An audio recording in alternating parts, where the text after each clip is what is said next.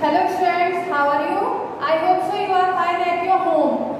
Today we start going our English grammar topic modals. What is modals? Modals का means क्या होता है? Modals means modals mood. What is the meaning of the modals? Mood. Modals शब्द का अर्थ होता है mood, यानी मन की स्थिति. मन की स्थिति ये कौन सी स्थिति होती है?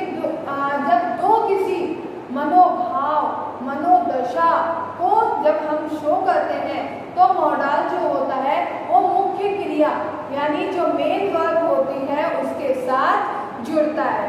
ठीक है. मॉडल्स को सहायक क्रिया भी कहते हैं. मॉडल्स को सहायक क्रिया भी कहते हैं. जब इसलिए कहा जाता है कि मुख्य मतलब जो मेन वर्ब है उसके साथ सहायक क्रिया के रूप में आपके सामने प्रस्तुत होना या शो होना मॉडल्स कहलाता है. ठीक है. ये मॉडल जो होता है वो क्या करता है कि आपके सामने आपके जो मनोभाव होते हैं उनको शो करता है. ठीक है. मॉडल्स के साथ ही हम हमेशा मेन वर्ब लगाते हैं. सबसे पहले आपके है कैन. कैन का प्रयोग हमेशा वर्तमान यानी जो फिजिकल कैपेसिटी होती है या मेंटल कैपेसिटी के लिए किया जाता है. कैन का यूज कहाँ होता है? फिजिकल और मेंटल. फिजिकल और मेंटल. फिजिकल कैपेसिटी को शो करने के लिए कैन का यूज किया जाता है. ठीक है. इसके अलावा इनफॉर्मल परमिशन के लिए भी हम कैन का यूज करते हैं. इनफॉर्मल परमिशन के लिए कैन का यूज होता है. ठीक है. तो for example he can solve this problem. तो यहाँ पे देखिए मेंटल एबिलिटी को शो किया गया है. He can solve this problem. इस प्रॉब्लम को वह सॉल्व कर सकता है. ठीक है. यह प्रॉब्लम कौन सॉल्व कर सकता है? वह सॉल्व कर सकता है. तो यह मेंटल एबिलिटी शो की है. ठीक है. सेकेंड है I can lift this box. ठीक है. मैं इस बॉक्स को क्या कर सकता हूँ? लिफ्ट कर सकता हूँ. ठीक है. तो यहाँ पे फिजिकल एबिलिटी शो हुई है. इसके अलावा है जैसे मान लीजिए you can take this book. तो यहाँ पे मैंने इनफॉर्मल परमिशन ली है. You can take this book. यह बुक जो है तुम ले सकते हो. तो यहाँ पे मैंने क्या शो किया है? इनफॉर्मल परमिशन शो करिए. You can take this book. Okay. पर एक और देखिए आप लोग यूज करते हैं can I use your pen. क्या मैं तुम्हारा पेन यूज कर सकता हूँ या सकती हूँ? तो यहाँ इनफॉर्मल परमिशन ली जा रही है. तो जहाँ पे हम लोग परमिशन लेते हैं फिजिकल मेंटल और इनफॉर्मल परमिशन जहाँ पे यूज होती है, जहाँ पे हम लोग को ये वर्ड जब ये हमारे सामने शो होते हैं तो हमें कैन का प्रयोग करना होता है. फिजिकल मीन्स शारीरिक, मेंटल मीन्स मानसिक और इनफॉर्मल परमिशन मीन्स कि जैसे हम औपचारिक जो आप लोग कहते हैं औपचारिक अनुमति लेना, उनके लिए हम लोग कैन का यूज करते हैं. इसके बाद है कुड. कुड का यूज भी इस कैन का अर्थ क्या होता है? देखिए कैन का अर्थ होता है सकता है या सकती है. ठीक है. और कुड का यूज होता है सकता था या सकती थी. मीन्स आपको समझ में आ गया होगा कि कुड का यूज हमेशा कहाँ यूज होता है? पास्ट टेंस में. कुड का यूज हमेशा पास्ट टेंस में यूज होता है. कुड का यूज हम जब करते हैं वो पास्ट टेंस को शो करने के लिए करा जाता है. उसमें भी फिजिकल मेंटल एबिलिटी शो होती है. इसके अलावा आप लोग पॉजिटिव रिक्वेस्ट भी कर सकते हैं। पॉजिटिव रिक्वेस्ट के लिए भी कुड का यूज होता है। तो कुड में भी फिजिकल, मेंटल और पोलाइटली रिक्वेस्ट शो करने के लिए हम लोग किसका यूज करते हैं? कुड का यूज करते हैं। ठीक है। इसके अलावा अब कैन और कुड का यूज समझ में आ गया होगा। फॉर एग्जाम्पल कुड का यूज हम लोग क्या देखते हैं? कुड का यूज भी हम लोग को सकता या सकती थी में यूज किया जाता है। तो देखिए for example could you lend me your pen? Could you lend me your pen? तो आप पोलाइटली परमिशन ले रहे हैं, क्या मैं तुम्हारा पेन ले सकती थी? ठीक है। या तुम मुझे अपना पेन उधार दे सकती थी? लैंड मीन्स उधार देना है ना। तो क्या तुम मुझे अपना पेन उधार दे सकती थी? है ना। Could I use your scooter? क्या मैं तुम्हारा स्कूटर यूज कर सकता था? ठीक है। तो कुड का यूज हमेशा पास्ट टेंस को शो करने के लिए करते हैं। अब देखिए I could lift this box when I was young. मैं इस बॉक्स को लिफ्ट कर सकता था जब मैं यंग था या यंग थी। तो यहाँ पे कुड का यूज कहाँ हुआ है? पास्ट टेंस को शो करने के लिए कुड का यूज किया है। ठीक है। I could जैसे for example I could solve this problem quickly when he was a student. जब वह स्टूडेंट था तब क्या इस प्रॉब्लम को वह क्विकली सॉल्व कर लेता था। ठीक है। तो यहाँ कैन और कुड का यूज, कैन का यूज प्रेजेंट टेंस में फिजिकल, मेंटल और फॉर्मल परमिशन लेने के लिए, और कुड का यूज पास्ट टेंस में फिजिकल, मेंटल और पोलाइट रिक्वेस्ट के लिए किया जाता है। इसके बाद आता है मैं, माइट, मस्ट। अच्छा, मे का यूज मैंने आपको पहले भी बताया है, टू आस्क और गिव परमिशन। टू आस्क और गिव परमिशन। ठीक है।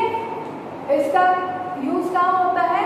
टू आस्क और परमिशन देने के लिए मे का यूज होता है। ठीक है।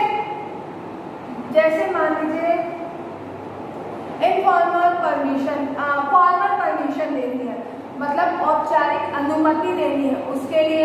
जैसे मे आई कम इन, क्या मैं अंदर आ सकता हूँ? तो औपचारिक परमिशन दी जा रही है, मतलब फॉर्मल परमिशन दी जा रही है। मे आई गो नाउ, क्या मैं जा सकता हूँ या जा सकती हूँ? दूसरा होता है पॉसिबिलिटी के लिए, संभावना के लिए।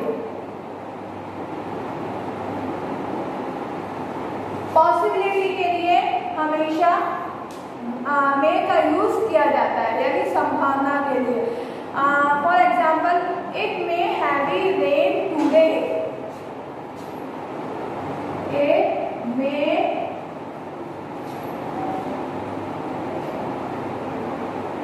Rain today, it may heavy rain today. ठीक है।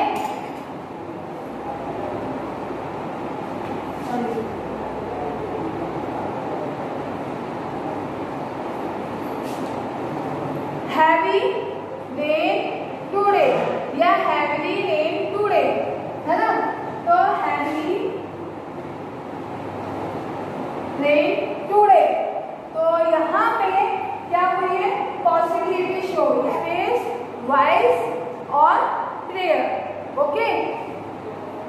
देखिए अगर हम यहाँ पे मे का यूज हमेशा पॉसिबिलिटी कितनी होती है 40% टू 90%, मतलब कि हाँ जिस हिसाब से अभी सिचुएशन है उस अकॉर्डिंग ये तो हो जाएगा, ठीक है। तो पॉसिबिलिटी 40 टू 90 मतलब हल्का फुल्का उसका कुछ तो रिएक्शन होगा ही, ठीक है।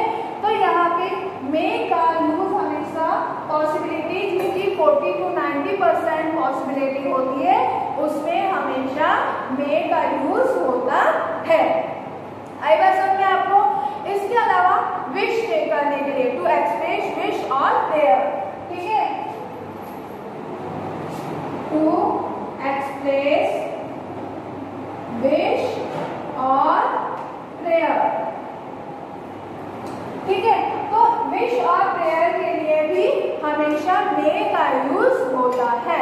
तो for example may God bless you, तो यहाँ पे है मे गॉड ब्लेस यू, तो यहाँ पे क्या दी गई है, विशेष दी गई है, ठीक है।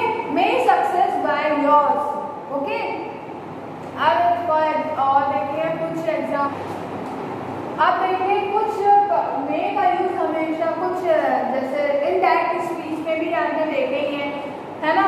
इसका यूज हमेशा जो इनडायरेक्ट स्पीच में होता है वो subject plus may have plus verb की थर्ड फॉर्म, ठीक है, ये यूज होती है इनडायरेक्ट में। तो जैसे for example he may have done it, he may have done it, तो यहाँ पे देखिए he सब्जेक्ट हो गया, may have done it, verb की थर्ड फॉर्म done, do का done और it, शायद उसने ये काम किया होगा, ठीक है। तो शायद उसने ये काम किया होगा या शायद उसने ये काम किया था, ठीक है ना।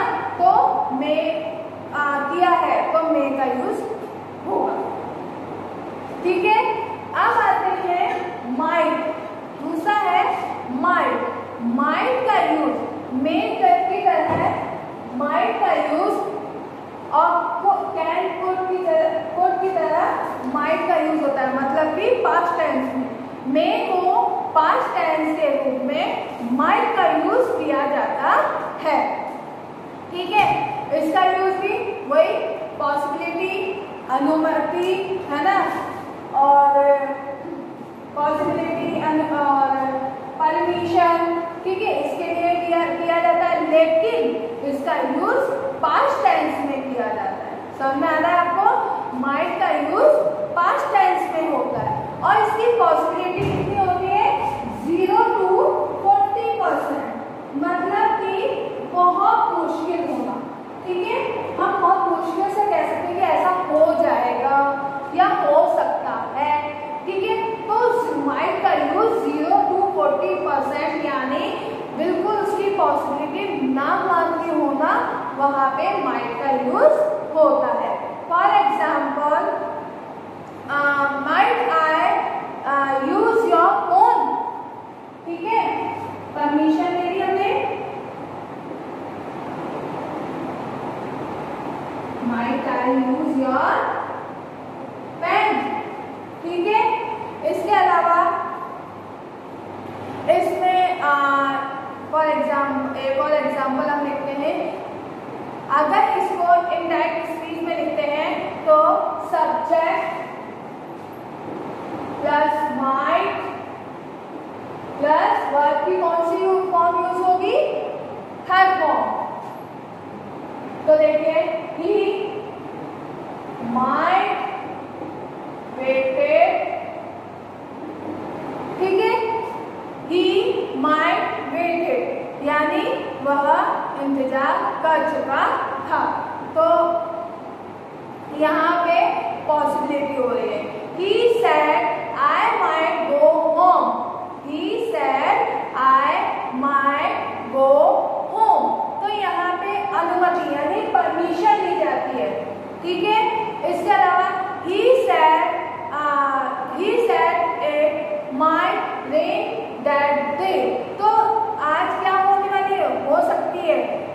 बारिश हो सकती है, बारिश होने की संभावना है, तो माइट का यूज संभावना के लिए यानी पॉसिबिलिटी के लिए किया गया है। क्लियर है आपको? इसके बाद आता है मस्ट। मस्ट का यूज हमेशा जरूर, इसका अर्थ ही अगर देखा जाए तो इसका अर्थ होता है जरूर। समझ में आ रहा है आपको? मस्ट का अर्थ होता है जरूर, तो जरूर का अर्थ होता है मस्ट का यूज से मस्ट का यूज नेसेसरी, ठीक है, और नेसेसरी आवश्यकता, और कंप्लेशन अनिवार्यता, और ऑब्लिगेशन बाध्यता, ठीक है। तो नेसेसरी मस्ट बी का यूज नेसेसरी, अनिवार्यता मीन्स कंप्लेशन, और ऑब्लिगेशन मीन्स बाध्यता के लिए, यानी इनके भाव प्रकट करने के लिए मस्ट का यूज किया जाता है। For example, you must do this now, तुम ये कर सकते हो, तुम अभी ये कर सकते हो, ठीक है। तो यहाँ पे तुम अभी ये कर सकते हो, तो जरूर कर सकते हो, तो इसकी पॉसिबिलिटी कितनी होती है मस्ट की? 90% to 100%, मतलब पक्का है, जरूर जरूर होगा ये, ठीक है। तो अब for example, it must obey the colour of law, sorry, we must obey the order of law. तो यहाँ पे मस्ट का यूज और किसके लिए आया है? लॉ के लिए जरूर, मतलब जो ऑर्डर है लॉ के उसके लिए हम आया है, तुम्हें हमेशा ओबे होना चाहिए किसके प्रति? ऑर्डर ऑफ लॉ के प्रति, तो जरूर होना चाहिए। क्लियर है? तो मस्ट का यूज समझ में आया, मे का यूज आया, माइट का यूज आपको आगे समझ में। अब आते हैं शुड और वुड। शुड का यूज कहाँ होता है? शुड का यूज हमेशा शुड का यूज जो हमारे मॉरल जो भी हमारे ऑब्लिगेशंस होते हैं, मॉरल ऑब्लिगेशन होते हैं, और इसके अलावा जो भी हमारे एडवाइसेस होते हैं और सजेशन होते हैं, उनको शो करने के लिए हमेशा शुड का यूज होता है। समझ में आ रहा है आपको? शुड का यूज हमेशा ऑब्लिगेशन, शुड का यूज ऑब्लिगेशन और एडवाइस और सजेशन, ठीक है, इसको शो करने के लिए किया जाता है।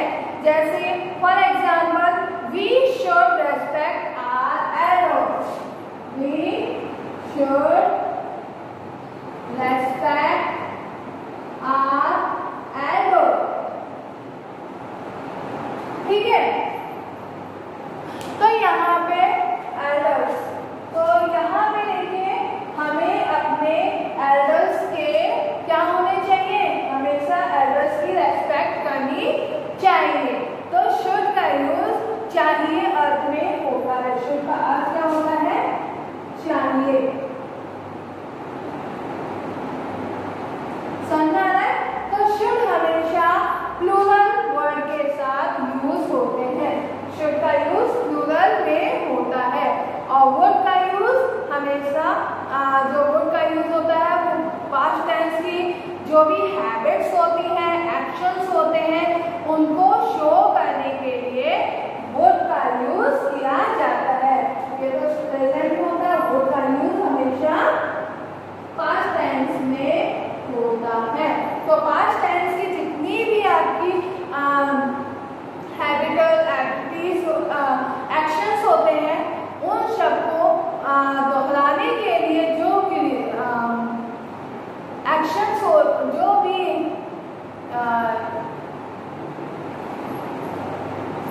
रिपीटेड एक्शंस होते हैं, उनके लिए किया जाता है। For example, I